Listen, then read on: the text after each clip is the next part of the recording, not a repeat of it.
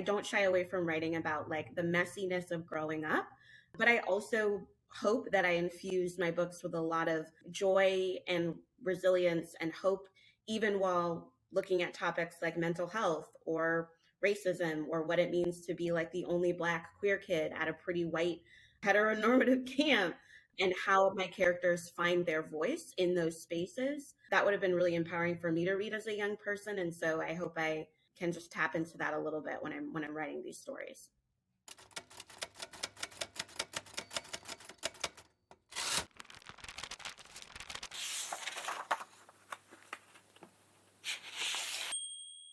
Howdy and welcome to One for the Books. My name is Sandra Broadwell. I'm your host, and my guest today is Mariama J. Lockington. Mariama is a transracial adoptee, author, and educator. She has been telling stories and making her own books since the second grade when she wore shorturls and flower leggings every day to school. Her debut middle grade novel, For Black Girls Like Me, is a Junior Library Guild Gold Standard title and has earned 5-star reviews. Mariama's second middle grade novel, In the Key of Us, came out on April 26th this year, and her debut young adult novel, Forever Is Now, is also forthcoming. Mariama calls many places home, but currently lives in Kentucky with her partner and her little sausage dog, Henry. Mariama, thank you so much for being the first author guest on One for the Books. I'm so happy you're here. Thank you so much. I'm excited to be here and have a conversation. So even though you and I technically live in the same city, you are in Maryland right now on book tour. So can you talk a little bit about what that's been like? Yeah, so I am in Maryland, in Gaithersburg, Maryland right now.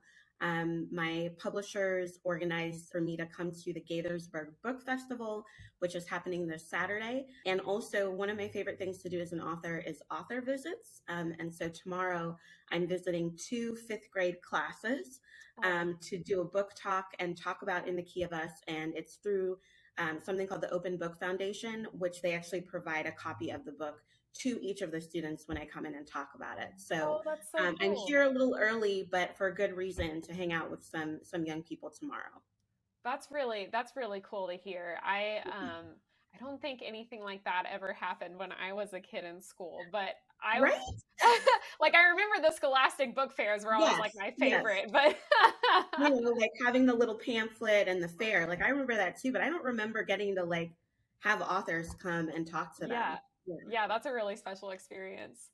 So In the Key of Us is about 2 Black girls from different backgrounds who attend a very white music camp and connect with each other and fall in love. As a queer woman yourself, that must have been really cathartic to write a story that you probably didn't get to read very many similar type stories when you were growing up. Yeah, absolutely. I often feel like I'm writing into that void from young adulthood, with my first book, and then within the Key of Us. I really just wanted to write a story about Black girls who have first crushes and first loves and adventures at camp. And I actually started writing In the Key of Us. I guess I started it technically in like fall of 2019, but the majority of writing it was during the like height of the pandemic, which we all know was fun, interesting, unprecedented times. And so it actually was a really nice escape often. I mean, there were some days where I didn't write. I'm not an everyday writer where I just needed to focus on like basic needs. But it was nice to have the escape of jumping into this world of my 2 characters are Andy and Zora, and just trying to write a story where they're represented as 2 very different Black girls. And, there's some heavy topics in it, but it's ultimately a story about, loving yourself, loving, the people around you, and figuring out, how to communicate what your passions are in life. Yeah, that's awesome. Were you ever worried when you were writing it about how it would be received, especially with the rise of book bannings in the US? Seems to have been a big thing recently. Yeah, it's a huge problem. There's a letter that just came out from We Need Diverse Books that was signed by over 300 different young adult authors, sort of speaking in defense of books written by people of color, books that are being banned. And so I'm definitely, I'm not a fan of what's happening with censorship and banning of books in our country, but I think I I'm worried about it in the sense that I'm worried about our young people. I think the message that banning books sends to young people and who that protects is really a dangerous message to send. Hmm. And I know how important it was for me to find books, even though I wasn't finding books with characters that looked exactly like me. I know how important it was when I was able to connect with a story. Hmm. And so I don't think we give our young people enough credit, and I'm worried about the message it sends them. One thing about being an author is when you put your story out into the world, you have no control over how people receive it, um, and what is done with it. So yes, I there are days where I'm really angry and sad about the direction of things are going. Hmm. My first book I know has been challenged because it's about a Black girl adopted into a white family, and it discusses racism directly. Yeah. And I'm sure folks will have problems with this book, because it is a queer first love story. But I'm trying not to worry about it and just focus on writing the next story, and knowing that young people are smart enough to find what they need. Yeah. And we have incredible. I went to a conference at the beginning of my book tour in Texas, which Texas has a lot going on right now too. It was a huge librarians conference, and librarians are on it, and educators are on it doing what they can do, to Yeah. make sure that young people get the stories they need. So it's an interesting time to be releasing a queer book. But my focus is on making sure that I'm listening to young people, that I'm continuing to write without being worried about how it's received. And that's really what I can do. Yeah.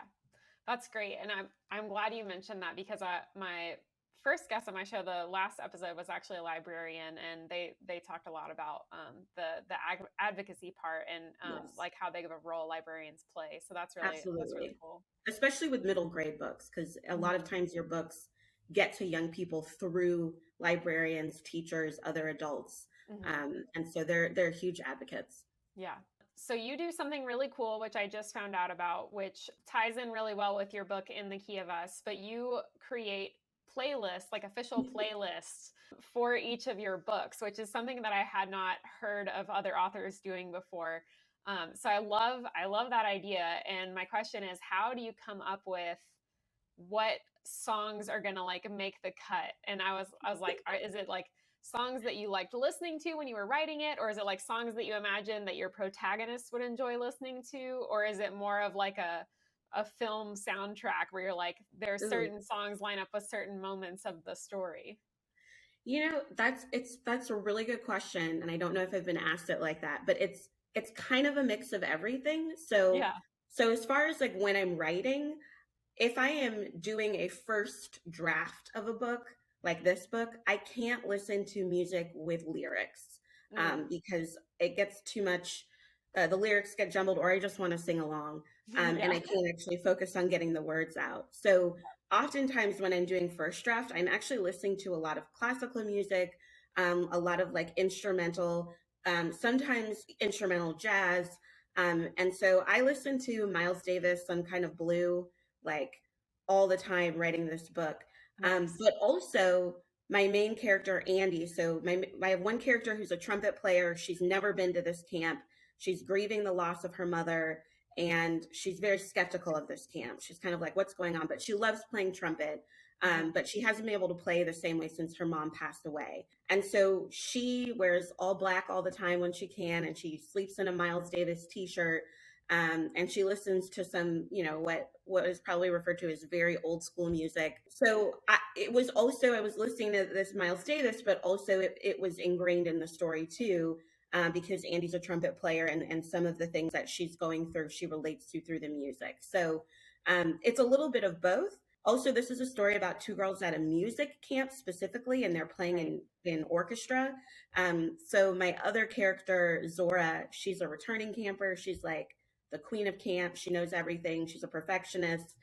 She's very good at flute, but she's actually not super passionate about it. And she actually really Hmm. loves to dance. And so her struggle is trying to figure out how to like deal with the pressure of that her parents are putting on her, but also advocate for herself and the things that she actually loves.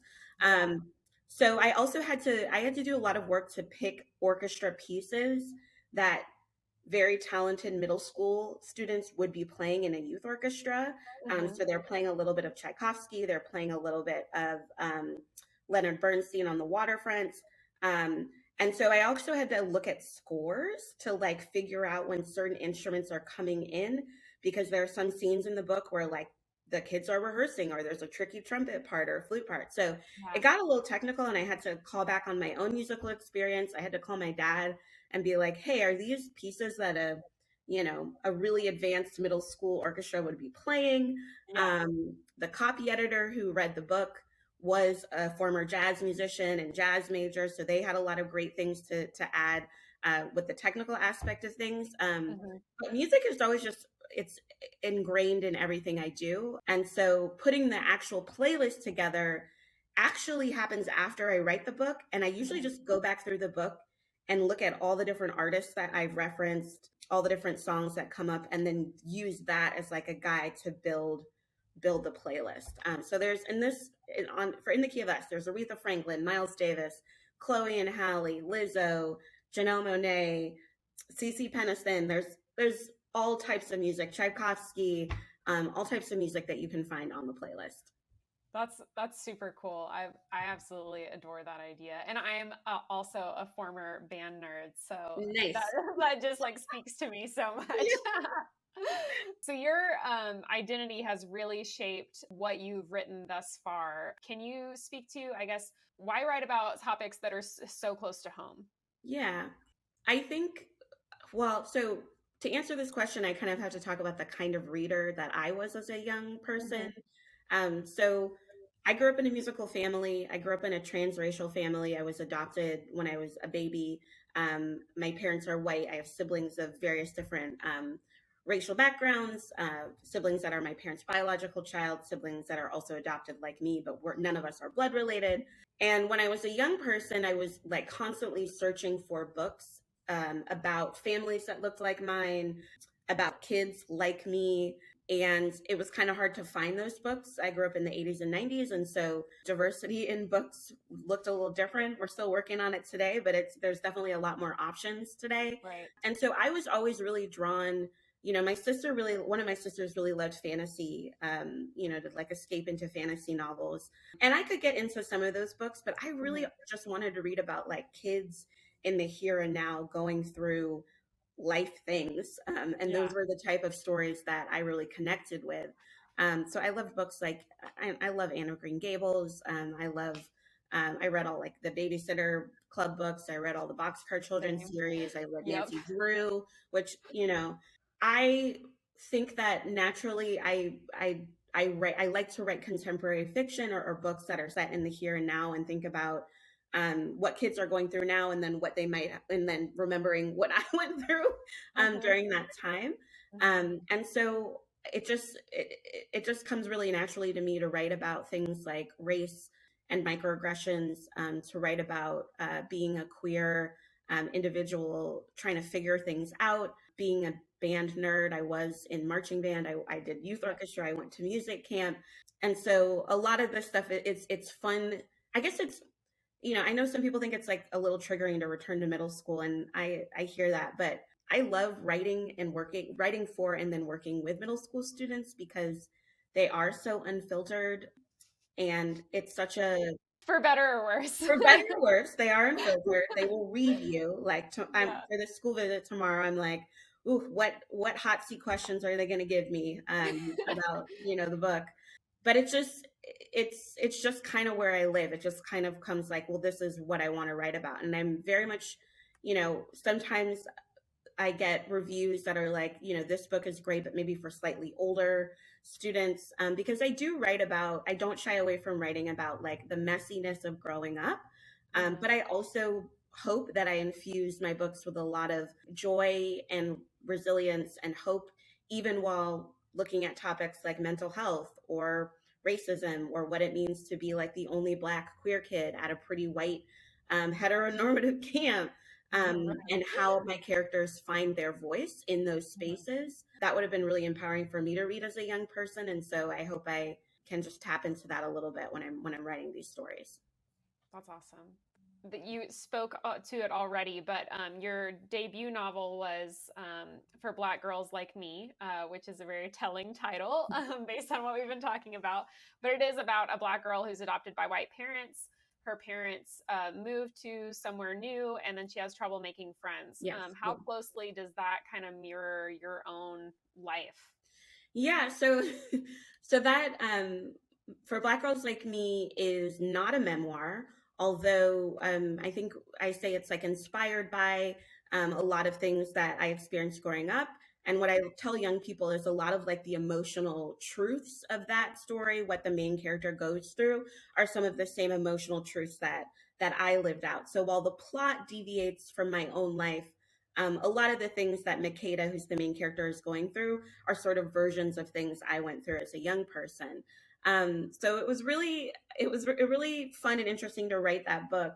And it is a story about finding your voice. It's a story about what it feels like to feel love from your family at the same time experience microaggressions across the dinner table.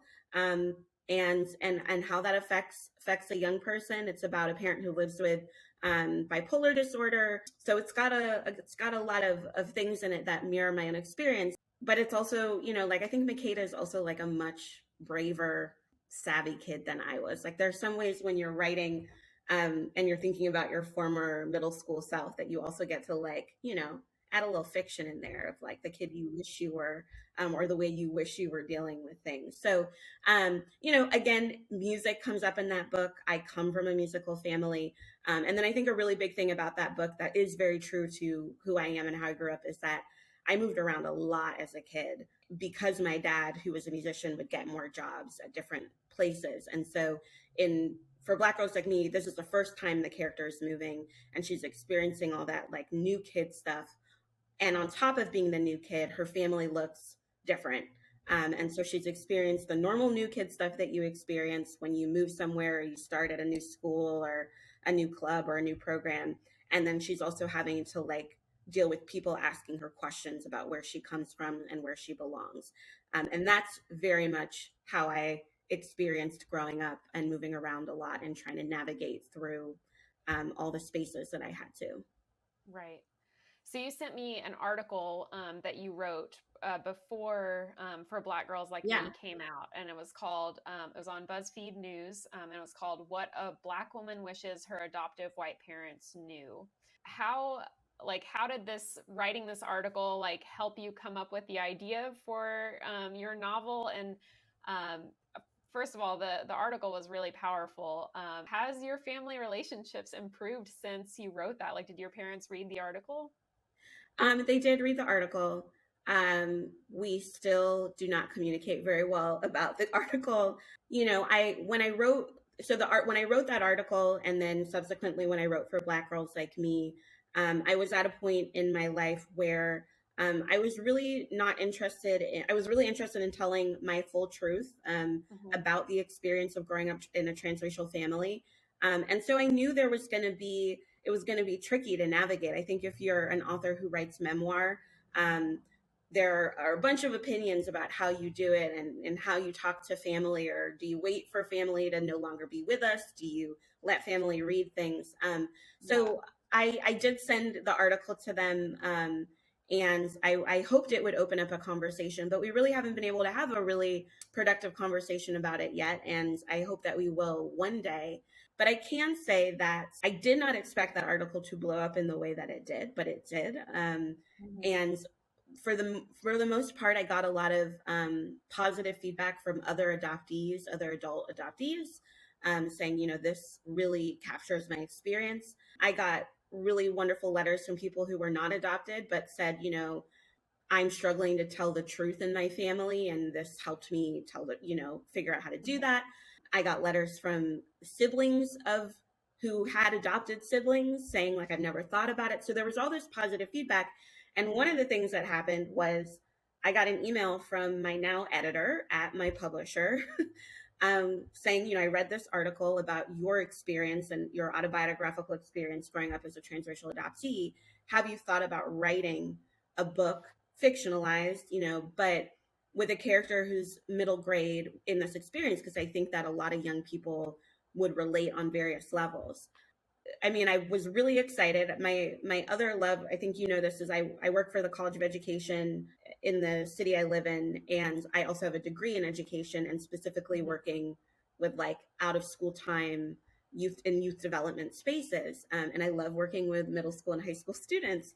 And so when I got this email, sort of a bunch of things clicked, right? My love of writing.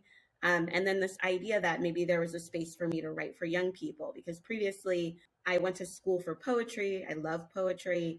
And so I was trying to publish individual poems and a book of poems, and that wasn't really going anywhere at the time. So I actually wrote the editor back and said, I have all these weird poems with an 11, 12-year-old protagonist. They're kind of abstract. I would definitely need to like do some stuff to them to make a plot happen.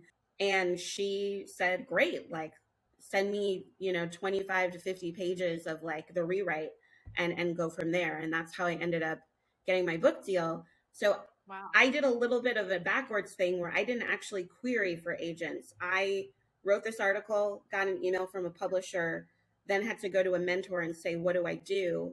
And then the mentor was like, you need an agent. And then I got connected with an agent, signed an agent who then helped me broker my book deal. And so that's sort of the unique way I came to publishing, and all through that article. So, telling the truth about, or at least my truth, right? Like there's lots of different truths, and, my parents have a different one, and that's fine. And that's how I came to write the book. So I knew writing a book about an adoptee was going to be tricky.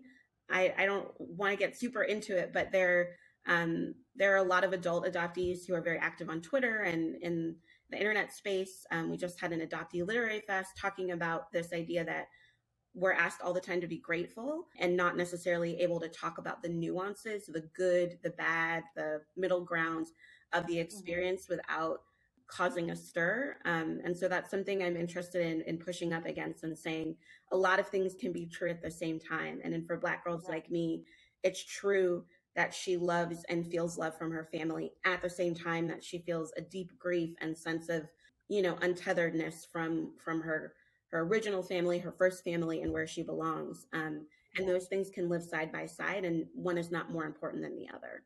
That was a long answer. Sorry.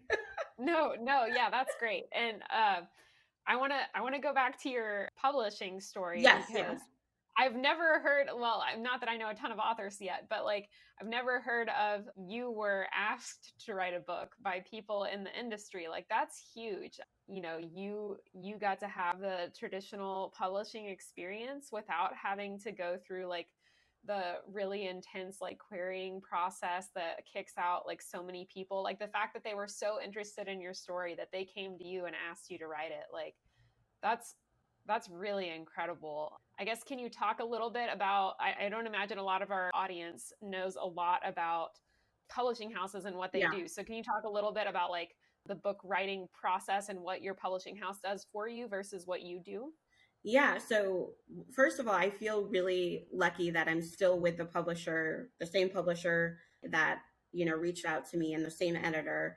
Joy Peskin has been wonderful. And it is a really unique story, although I think with things like Twitter, and there are different things like Twitter pitches. There's like Div Pit, where there are certain days where people go on and they pitch their young adult books or their books in like 140 characters, and editors and agents are on. And so it is becoming, I wouldn't say normal, but there are different ways to publishing than the querying way, although querying is very important. I have a lot of author friends who have done that slog, and I have a lot of respect for it, because it is often rejection after rejection. You have to have full manuscripts, and it's a lot. So hats off to people who've gone through the querying process. But yeah, so through traditional publishing, you don't have to have an agent, but an agent is going to help you broker a better deal with your publisher as far as payment for your book,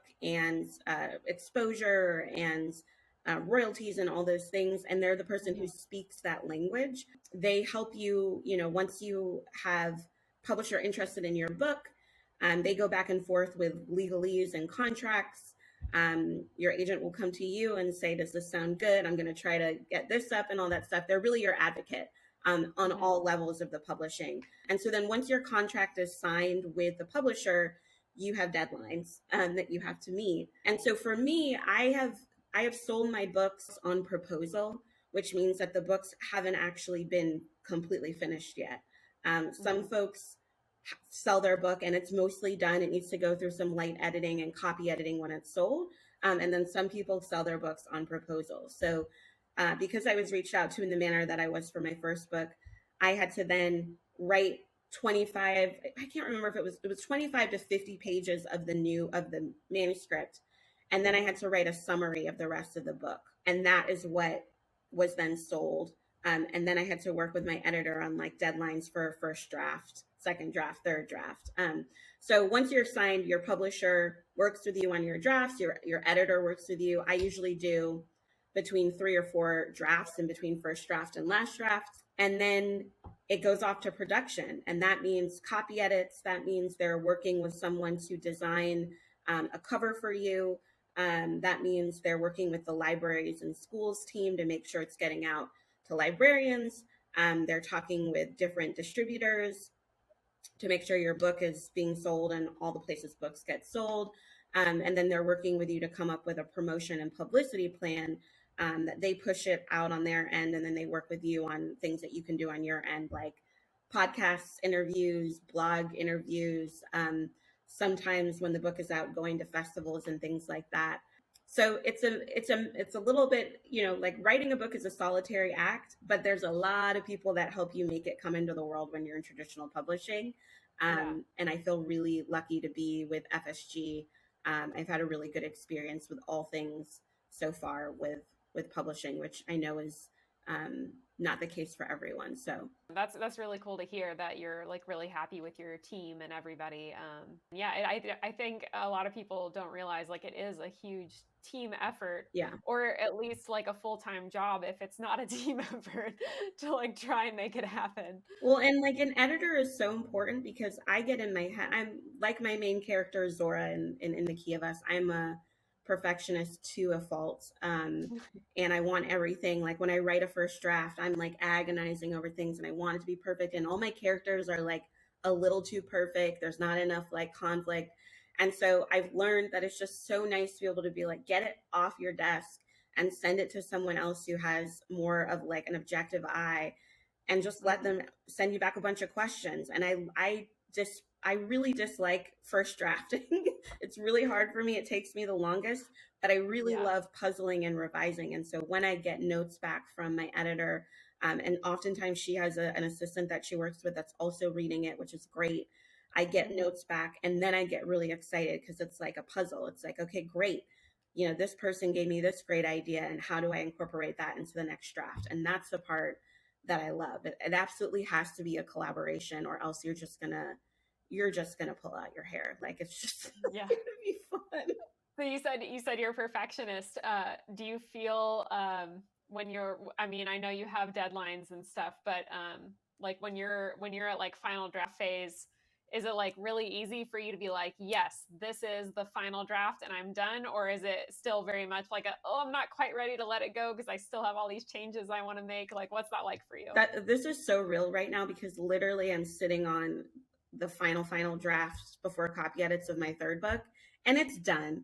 There's like my wife was making fun of me. She's like, that the notes that came back from your editor were like, I would send this to copy edits now, but if you want to take more time with it. And of course I was like, I want to take more time with it. I want to take like an extra couple of weeks. So it is really hard, like sometimes to let go, because no book is ever perfect. No matter what you do, it's never going to be perfect. You're never going to please everyone. Not everyone is going to understand what you're doing or just be your audience. So to some extent, you have to learn how to make peace with that when it goes out the door. But also, when it goes out the door, now there's still 3 or 4 rounds of, it goes through copy edits, and then it goes through what is called pass pages. And so that's like after copy edits, when your publisher actually starts to design it into the actual template of the book. And then once that's designed, you see it at least like 3 or 4 more times for small little tweaks and things. So Mhm. in the event that you find something like complete, like you've inserted like a cat meme somehow into the middle of the book that isn't supposed to be there, there are still opportunities to like go to your publisher and say, hey, we need to just fix this really quickly and take out that cat meme that's not supposed to be in that part. So there's still an opportunity to do that along the way. But I think the scary part about this next like copy edits is that another thing that your publisher does for you in a trade press is they create advanced copies of your book to start sending out to reviewers, educators, librarians, to like build up some buzz about the book before it's even out. So I know internally that like once I send this to copy edits, it's only one more step to like people start reading it, even though it won't physically be in bookstores for probably another year or so. And that's scary. It's like, Yeah. even if it's just a digital advanced copy, it's like, oh, people are going to start to read this and have opinions and it's going to be out in the world. So it is hard to let go. I will also say that once it's like in the Key of Us is now in bookstores, there's a little bit of like sadness of like, okay, I did that story and I have more stories to write, but now I have to not let go, but like let Andy and Zora be what they're going to be in the world and sort of move on to the next project. And so there's also a little bit of like the roller coaster of like the high of it being out in the world and releasing it. And then it's just sort of out there and it can be really quiet sometimes as far as what's going on with it. Yeah, and so In the Key of Us just came out a couple weeks ago, and you're already at copy edits for Forever Is Now. So I'm really surprised by that timeline. I thought you'd be like, oh, I just started writing my third book or something like that. So like, what kind of timeline does your publishing house keep you on? Okay, so timelines are tricky. So In the Key of Us was technically supposed to come out in 2021, I think, or 2021, 2020. But the pandemic happened. I got delayed. The publishers got delayed. Everyone was trying to figure out what was happening with book publishing and events. And so this book actually got pushed. So that's the thing. That's the thing about a book. It's like you sign your book contract and then things move really slow and then they move really fast. And sometimes you're like working on copy edits for one book while working on a first draft for another book. So within the Key of Us and my next book, there was a little bit of overlap of like I was getting like past pages for In the Key of Us like all last year. Like they'd be like, okay, we've done another round. Like, can you look at these edits for In the Key of Us? And at the same time, I was working through like the second or third draft of Forever Is Now. So for the next couple of years, I'm going to be kind of on a every year or so publishing a novel because I also have a fourth book in the pipeline that is not. Nice. I can't say anything about it because it's very baby. It's at its very baby stages, but it's under contract. So that's so impressive. Congratulations. thank you. But it is a little bit of a grind.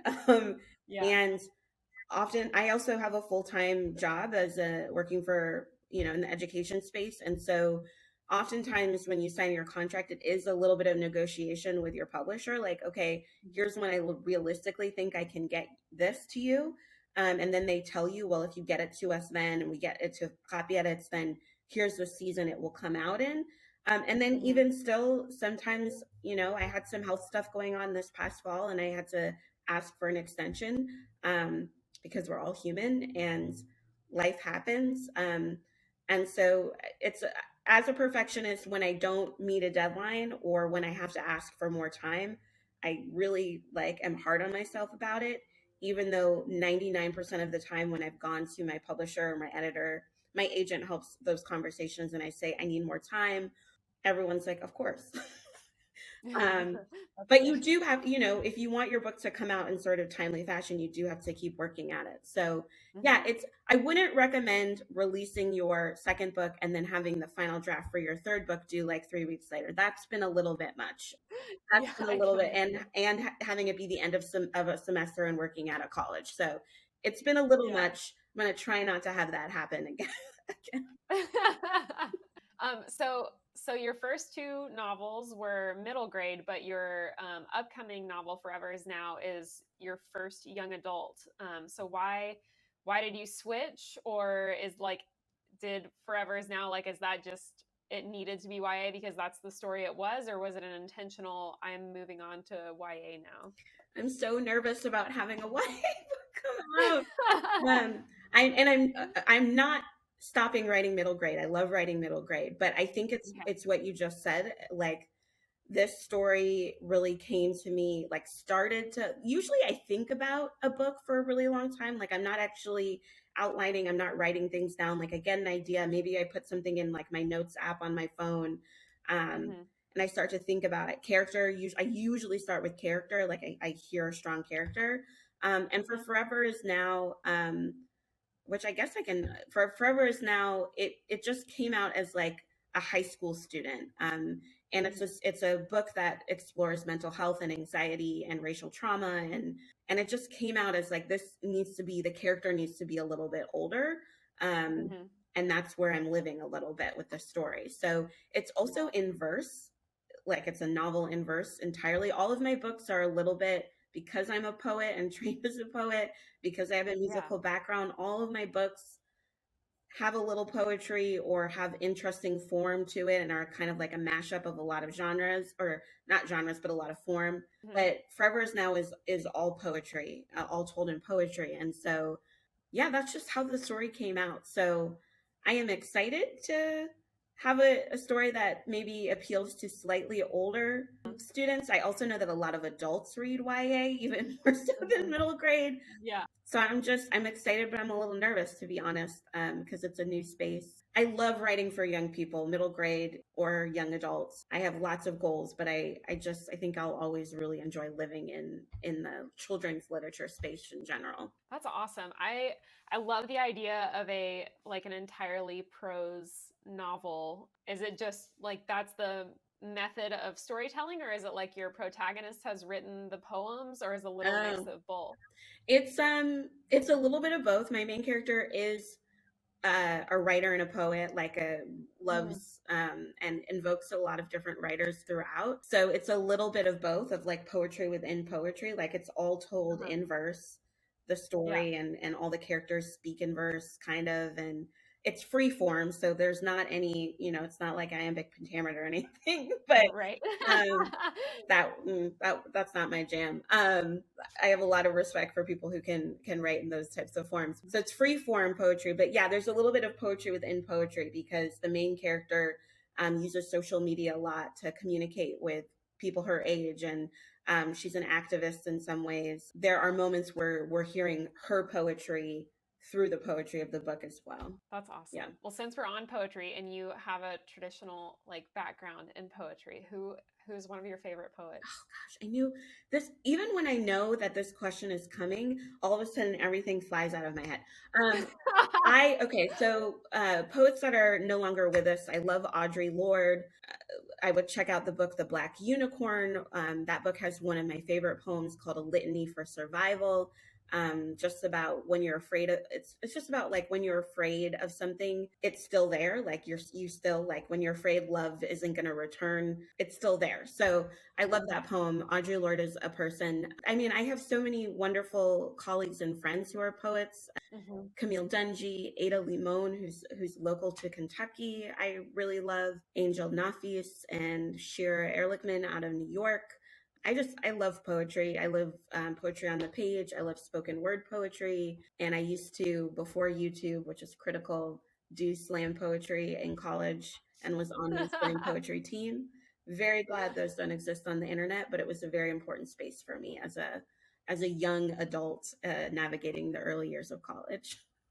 That's really cool. I remember seeing like the Extremely Goofy movie. I don't know if you've seen that, but okay, sorry, that was like a movie that my brother and I watched all the time. But they go and listen to slam poetry in the cartoon, and I remember thinking wow, that's what college is like. Those kids are really cool.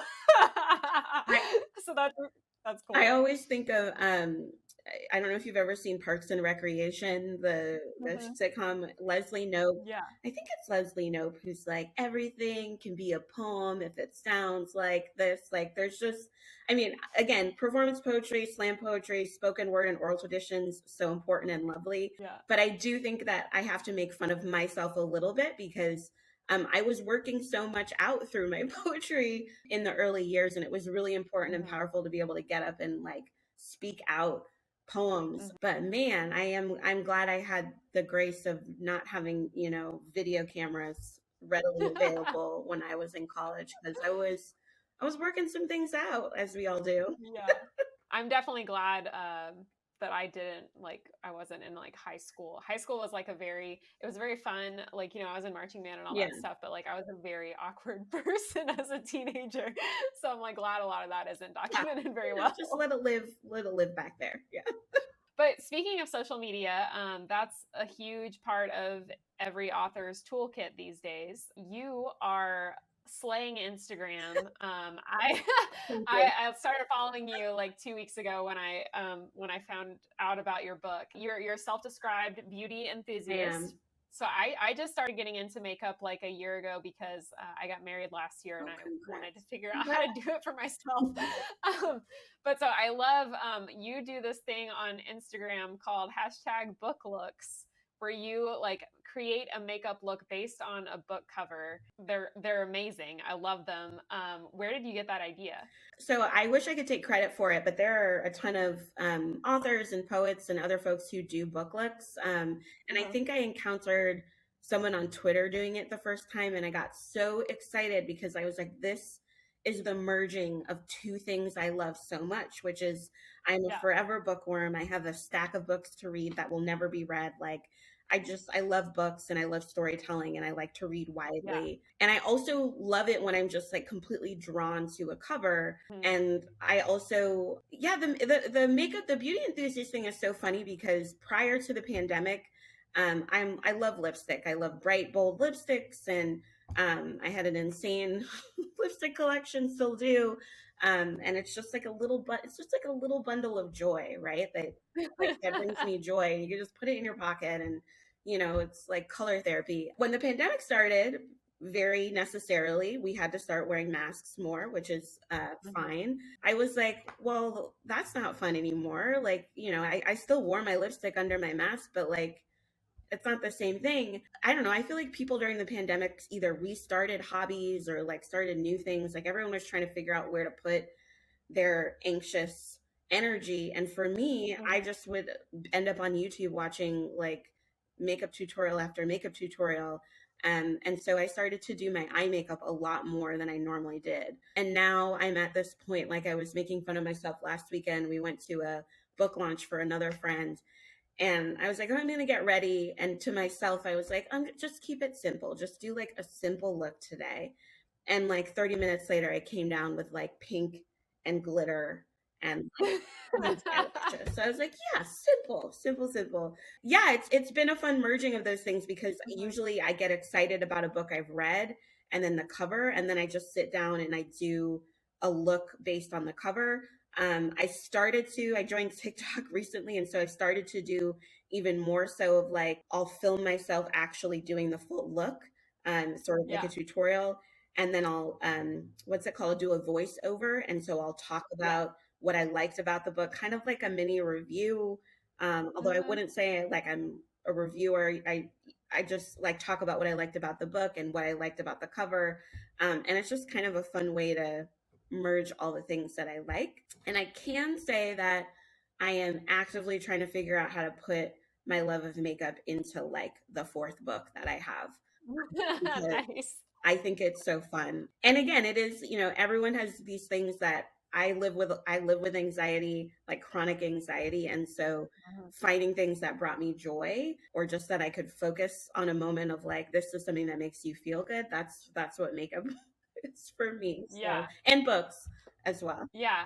Well, and I've seen some of your videos where you're like putting on makeup like on the camera, and that to me that's like really brave because I'm still so new at makeup that like half of my applying makeup is like wiping off stuff that I messed Oh, up during the but process. you edit. That's the thing. Yeah.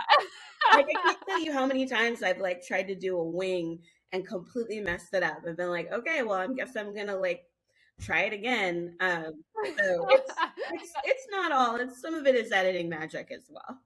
That's Yeah. reassuring. It is. What has been your most memorable experience of being a published author so far? Ooh, I think the most. It's sort of a mixture of hearing from young people. Something that I have to ground myself in, especially, it's, the internet is out there, reviews are out there, people have opinions and they're entitled to opinions. But something that really grounds me and reminds me of like, this is why you're doing what you're doing is when I get letters or emails from young people about my books. Or feedback one-on-one at like a presentation. I think the most memorable things have just been, I will never forget when my first book came out, I did a little bit of a tour and some of it was, the publishers had organized me to go to festivals, but also it was pre-pandemic, it was 2019. So I also reached out to bookstores in different cities that I wanted to go to see if they would host me for an event. Indie Reads in Indianapolis hosted me for an event. It was like on a Tuesday evening. I got there a little early and I was just looking at books, and all of a sudden, this little Black girl in a school uniform clutching my book peeked around the like bookshelf and she said, excuse me, are you the author of, for Black girls like me? Yeah. And she was like 8. She was 8 or 9. She was like a fantastic reader. And she had come specifically, she was an adoptee. She'd come with her family. And she like showed me where she was in the book and just said like, I really like your book. I've had young people at book events when I just talk about, I haven't had a lot of chance to talk about In the Key of Us, but for Black girls like me, I've had kids who are in the foster care system currently or do not live with biological family identify themselves as such in rooms full of people and say, I've never seen a book and I'm really excited about reading your book. I'm going back and forth with a 14-year-old adoptee who wants to turn For Black Girls into a movie and wants to be the actor in it. And we're strategizing around how we can make that happen. And I think the biggest thing is when someone, like when a kid who doesn't identify as a reader says, I don't like reading, or I don't read a lot of books, but I read your book in one night, or I love your book, I've read it a bunch of times. Like those are the things where I'm like, okay, I'm doing something right. Yeah. And that's the point of it. So it's not just one moment, it's really just the connections with young people. And it's always surprising because it's not always, I have connected with a lot of adoptees, a lot of young Black people, but I had a kid, a boy who was like 14 who had just moved to the States from Venezuela say, can I read your book because I'm the new kid right now, and your book is about a kid who moves a lot and I've moved a lot. And so we had a whole conversation about that. So those are the moments that mean the most, where I'm like, okay, I'm doing something right, and that ground me in like, here's who you're ultimately writing for. And adults can have opinions, and that's fine. But if I'm getting positive feedback from young people, that's where I'm like, good, okay, keep going. Nice. What was it like the very first time you got like fan mail? It's so, well, first of all, I don't remember, like, I loved reading, but I don't remember ever being like, I'm going to write an author. So that's just like a cool thing. It's like, I actually have read, I always ask permission, but on my Instagram, like in the TV section, I have read a couple of letters I've gotten from young people, like on camera. I don't identify them and I always ask for permission first. So, but it's a little surreal because it's like, oh, this young person is like clutching my book in the way that I clutch books, or like kept books under my bed when I was under my pillow when I really loved them. And so that feels really good. It just feels, I feel like it's cliche. It just feels really heartwarming.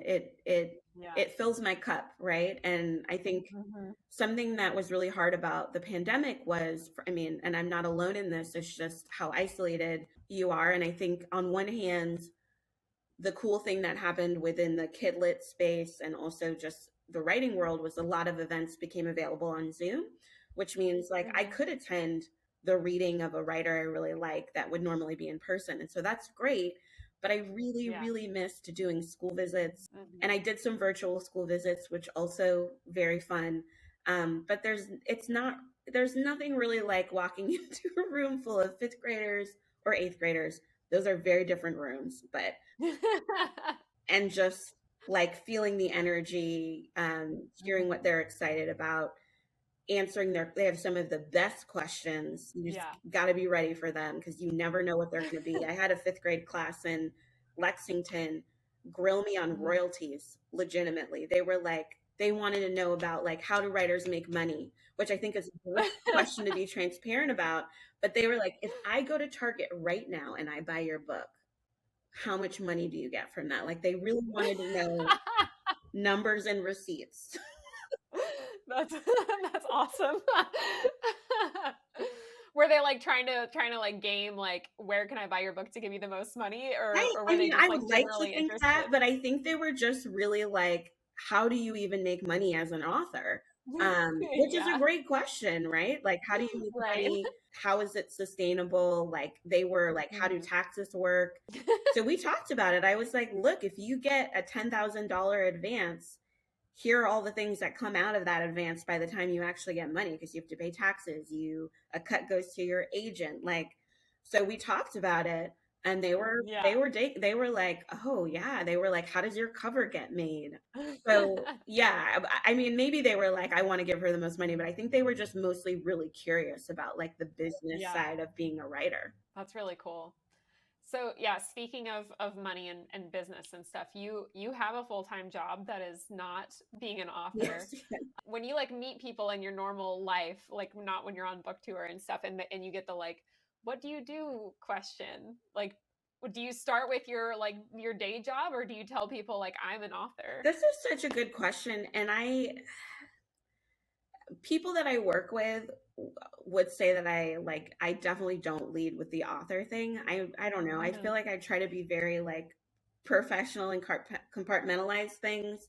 But I will say that the college of education I work for, they've been really great at being like, no, you need to talk about your book because like you work in a school for education. Like people need to know this. Like it's not self-promotion. Like it all connects. So I feel really fortunate to like be in a job that really does connect with also the writing part of things. I've gotten a little better at saying like, I'm an educator and I'm an author, or I write for I say like, I work for this college and here's what I do. And I also write for young people and adults, but I think I kind of usually lead with my day job. And I'm working on it too. I think, it's really like, I love working in education and I love writing. And so it just feels so like natural that I would end up writing for young people. Like that just feels like a really good place for me to land. And not to say I won't ever write a collection of poetry or that I won't ever write, a fiction book, a literary fiction book for adults. But I love this space. And I think that people often underestimate, like people are like, well, isn't that just for kids? And I'm like, you don't understand the level of writing that is happening in middle grade and young adult and children's books too. But you don't understand, like to some extent, there's not as many restrictions on us. And there is phenomenal writing and storytelling happening in the middle grade space. And so I just, like I said, my own reading pile, like I had to force myself not to bring a book. I brought my Kindle, but like not to bring a physical book on this trip because I only had a carry-on. You can't be doing that. And I'm probably going to get some books at the festival this weekend. So that's great. Well, we're coming in close on an hour. So what are you reading right now? I am reading. I was ready for this one because this is also another question where usually it's like, what are you reading? And then they all fly out of my head. Danielle Clayton has written a book called The Marvelers. It is a middle grade fantasy book about a young girl who ends up going to a school in the sky to work on her marvel, her gift, her magic. Like I said, I was not a kid who read a lot of fantasy. I am I This is the book I had to leave behind. She's also going to be at this festival, so I might just buy it again and sign it and finish reading it. But the world building is Mm-hmm. incredible. I don't know how she did it, and I'm loving it so much, and I'm just in it. So I'm reading that. I also just finished Book Lovers, a romance book by Emily Henry, who's a local-ish author. She's based in Cincinnati. I Mm-hmm. listened to that on audio. I'm a chaotic mood reader, so I'm often reading three or four things, like something on Kindle, something in maybe one or two things in print. And then I listen to Uh-huh. audiobooks all the time. If I'm cleaning, I'm listening to an audiobook. If I'm doing makeup, Yeah. sometimes I'm listening to an audiobook. So um, That's that's where great. I live. Yeah. Do you have a call to action for the audience who's watching today? I would just say that in the light of book bannings and things that are going on in our country, that it's just really important to speak up. To If you are able to go to school board meetings, if you are able to have some circle of influence within these structures that are trying to silence necessary voices, to speak up, Mm-hmm. and also just to give young people credit for the things that they're going through. I think oftentimes as a young adult and middle grade author, I get, well, are kids really going through these things? Or is this, is talking about mental health too serious for a fifth grader or fourth grader, or even that 8-year-old who is clutching a book? And I would say, obviously, your readers best, but young Mm-hmm. people are holding a lot right now and are Yeah. going through this moment that we're all going through. Mm-hmm. And I think it's just as important to have books about joy and escape and, things that are not heavy, and just as important to have books that represent some of that messy stuff too. And so Yeah. to trust that and to give young people credit, they hold an incredible amount of just stuff, and they're incredibly resilient. So just to remember that, and keep reading widely. Yeah. That's great. Where can people find you online? You can find me at mariamajlockington.com. I have a website that links to all my books and upcoming events. You can find me on TikTok and Instagram at For Black Girls Like Me, and on Twitter, which I'm not on as much as often, but I'm on occasionally. It's at Mari Lock. Great. Thank you so much, Mariama. It's been an absolute pleasure. I'm so happy to have you and to have this conversation with you today. Likewise. To our audience, be kind, read books, and hit the subscribe button below for more bookish content to come. Thank you.